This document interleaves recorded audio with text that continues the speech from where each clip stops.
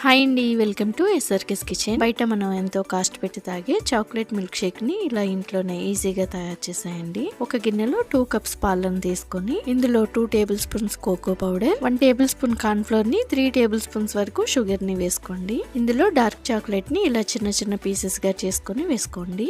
Dark chocolate లేకపోతే మనకి ఈజీగా దొరికే డైరీ మిల్క్ చాక్లెట్ అయినా వేసుకోవచ్చు. దీని అంతటిని ఒకసారి కలుపుకొని స్టవ్ మీద పెట్టి మీడియం ఫ్లేమ్ లో ఇలా దగ్గర పడే వరకు కుక్ చేసుకొని చాక్లెట్ సిరప్ ని ప్రిపేర్ చేసుకోవాలి.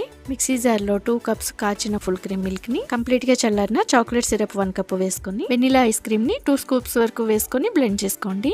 చాక్లెట్ సిరప్ తో గ్లాసెస్ ని గార్నిష్ చేసుకొని బ్లెండ్ చేసుకున్న చాక్లెట్ మిల్క్ షేక్ ని వేసి చిన్నగా గ్రేట్ చేసిన డార్క్ చాక్లెట్ తో గార్నిష్ చేసి సర్వ్ చేసుకోవటమే. అంతేనండి, చాక్లెట్ మిల్క్ షేక్ ని ఇలా ఇంట్లోనే ఈజీగా తయారు చేసేయండి. చాలా రుచిగా ఉంటుంది. ఇలాంటి మరెన్నో టేస్టీ రెసిపీస్ కోసం మన ఛానల్ ని సబ్స్క్రైబ్ చేసుకోండి.